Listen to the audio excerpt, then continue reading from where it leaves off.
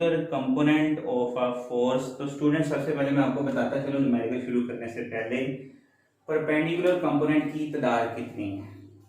मैंने पहले भी पिछली अपने लेक्चर में भी ये बात डिस्कस की थी कि पेपर में एक एमसीक्यूज आता होता है, how many number of the perpendicular component of a vector या फोर्स। परपेंडिकुलर कंपोनेंट की तादाद जो होती है वो दो होती है, एक होता है हमारे पास एक्स कंपोनेंट और दूसरा होता है वाई कंपोनेंट। और उन्हें परपेंडिकुलर कंपोनेंट इसलिए कहते हैं क्योंकि वो एक दूसरे के साथ 90 का जाविया बना रहे होते हैं। और यहाँ पे फिलहाल सिर्फ हम दो ही कंपोनेंट की बात करेंगे, एक होगा हमारे पास एक्स कंपोनेंट और दूसरा होगा वाई कंपोनेंट। तो न्यूमेरिकल स्टार्ट करते हैं।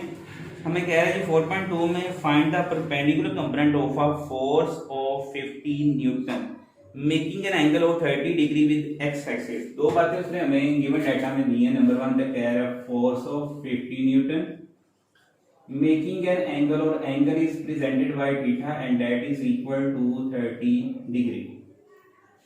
फोर्स हमारे पास है जी 50 न्यूटन और थीटा जो है यानी डायरेक्शन उसने हमें दी हुई है 30 डिग्री। फाइंड आउट हमने करना है जी उसके परपेंडिकुलर कंपोनेंट।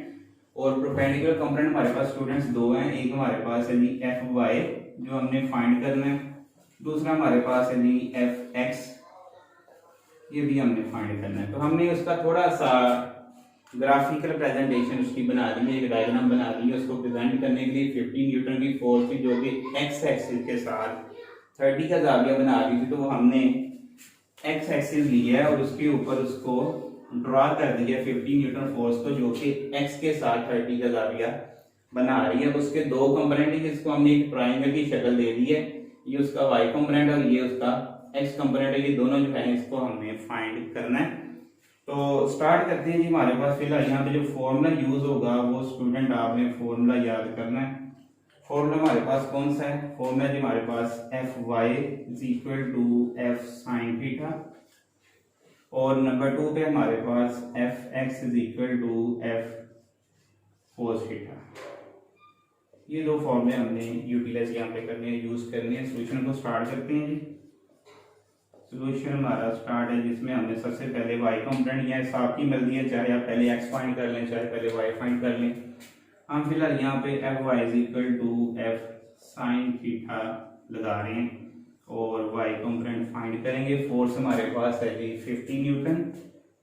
50 न्यूटन फोर्स हमने उसकी वैल्यू को पुट किया, साइन थीटा हमारे पास है वो 30 डिग्री है, साइन 30 हमने यूज किया और उसका जो है हमने वाई कंपोनेंट फाइंड कर लिया। कैलकुलेटर से आप इसका आंसर जब साइन 30 की वैल्यू निकालते हैं तो कैलकुलेटर से जब हम पुट करें साइन 30 इज इक्वल टू होता है 0.5 के, तो 0.5 वैल्यू हम उसकी लगाएंगे। स्टूडेंट आपने इसको डायरेक्ट नहीं करना, डायरेक्ट भी कर सकते हैं, लेकिन अक्सर स्टूडेंट जब ये काम करते हैं तो आंसर गलत हो जाता है। तो बेटर है कि आप पहले साइन 30 लें, बाद में आप उसको जो 50 न्यूटन फोर्स है उसके साथ मल्टीप्लाई कर दें। तो हमारे पास जो इसका आंसर है वो कुछ इस तरह से आ जाएगा।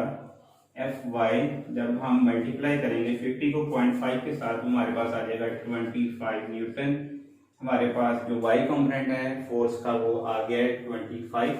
उसके बाद हमें इसका दूसरा कंपोनेंट फाइंड करना है एफ एक्स, और एफ एक्स जो है वो हमें पता है वो इक्वल है जी एफ कोस थीटा के। और कोस थीटा से हम यहाँ पे क्या करेंगे जी एफ एक्स फाइंड करेंगे। F X is equal to force की वैल्यू फिर से हम वही लगाएंगे 50 न्यूटन, और कोस हमारे पास अब कितना आ जाएगा जी 30 डिग्री।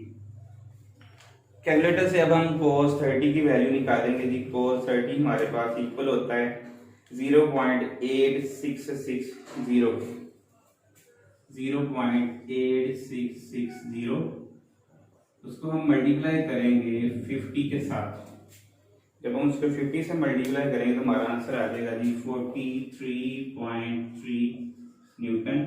तो स्टूडेंट्स हमारे दोनों कंपोनेंट निकले। हमारा न्यूमेरिकल नंबर 4.2 जो है उसमें दो कंपोनेंट मांगे थे। नंबर 1 तो उसने मांगा था वाई कंपोनेंट जो कि हमने निकाल लिया है 25 न्यूटन, और दूसरा उसने हमसे मांगा था जी एक्स कंपोनेंट जो कि हमने निकाल लिया है 43.3 न्यूटन। चलें जी, ये हमारा हो गया जी न्यूमेरिकल नंबर 4.2। 4.3 न्यूमेरिकल स्टार्ट करते हैं जी। 4.3 में हमें कह रहा है find the magnitude and direction. आपने अद्दी कीमत और सिमत मालूम करनी है एक फोर्स की, और फोर्स के उसने हमें एक्स एंड वाई कंपोनेंट जो हैं वो दिए हुए हैं। गिवन डाटा हमारे पास यहाँ पे जो है फोर्स का एक्स कंपोनेंट है और फोर्स का वाई कंपोनेंट है। एक्स कंपोनेंट उसने हमें यहाँ पे दिया हुआ जी, कहता है जी एक्स कंपोनेंट 12 न्यूटन है, 12 न्यूटन हमारे पास एक्स कंपोनेंट है। और नंबर 2 पे हमें कह रहा है जी जो वाई कंपोनेंट है उसका वो है 5 न्यूटन।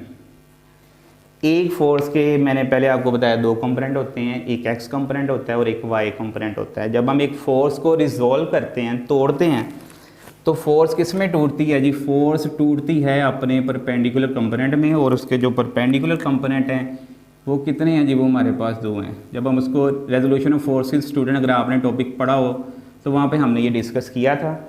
एक फोर्स को जब हम तोड़ेंगे तो हमें उसके 2 कंपोनेंट मिलेंगे, एक होगा वाई, एक होगा एक्स। और जब हम दोनों को मिलाएंगे तो दोनों को मिलाने से हमें अगेन वही फोर्स जो है वो मिल सकती है जिसके वो दोनों कंपोनेंट थे। तो एक्चुअली इस न्यूमेरिकल में उसने 2 कंपोनेंट दिए हैं और फोर्स उसने मांगी है। तो फाइंड आउट हमारे पास यहाँ पे जो है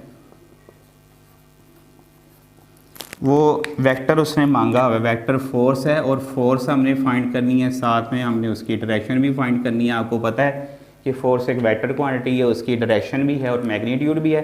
तो हमने फोर्स की एक्चुअली मैग्नीट्यूड भी फाइंड करनी है और उसकी डायरेक्शन भी फाइंड करनी है। तो सिंपल आप कह रहे हैं हमने फोर्स फाइंड करनी है, उसकी डायरेक्शन, या कह लें फोर्स फाइंड करनी है और साथ में उसका एंगल फाइंड करना है, आप ऐसे भी उसको कह सकते हैं। तो फिलहाल यहाँ पे हमने जो फॉर्मूला यूटिलाइज़ करने हैं, यूज़ करने हैं, वो हमारे पास है जी।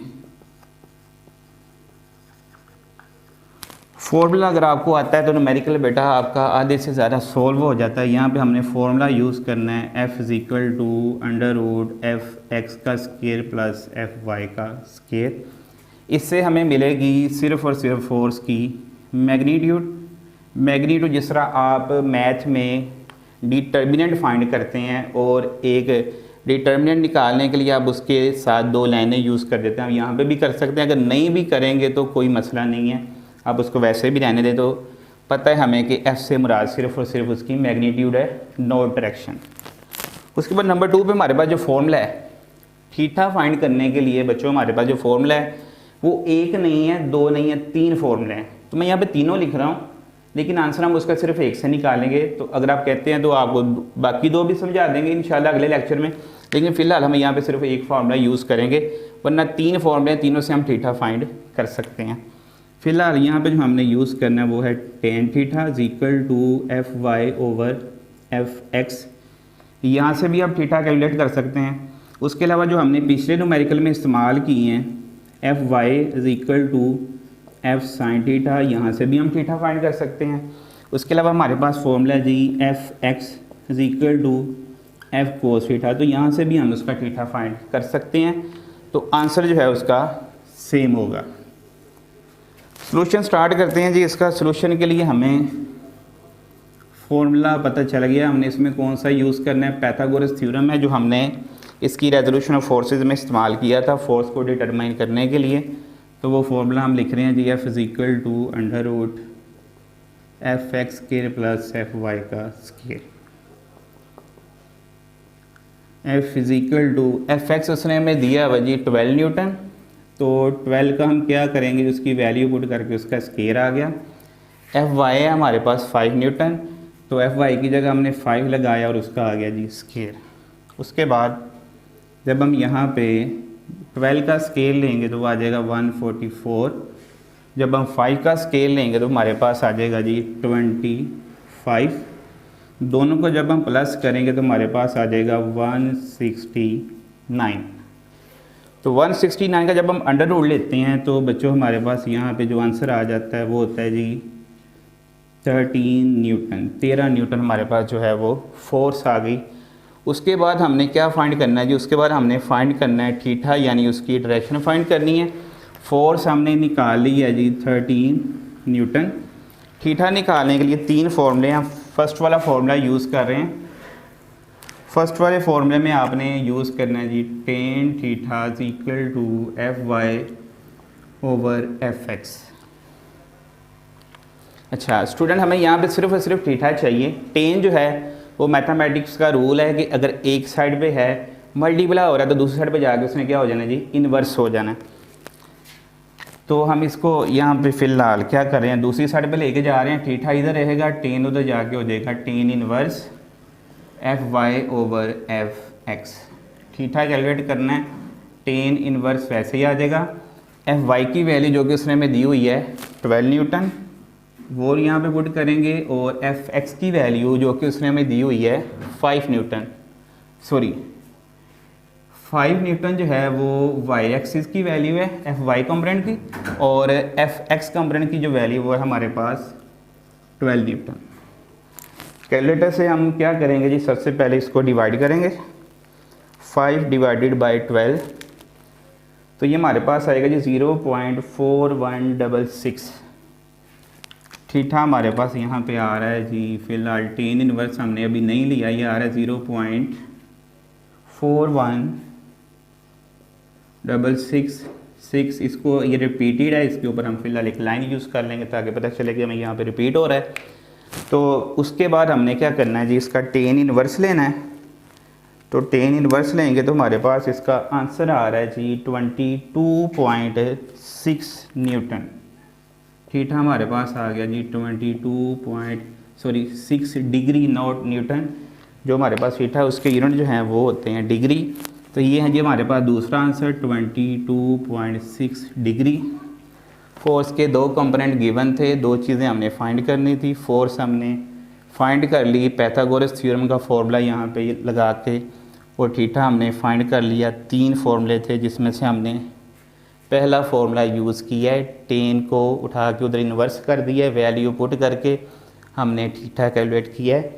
यहाँ पे मैं एक छोटी सी बात आपको बता दूँ, वो बात ये है कि कुछ बच्चे इसको ड्रेड करते हैं।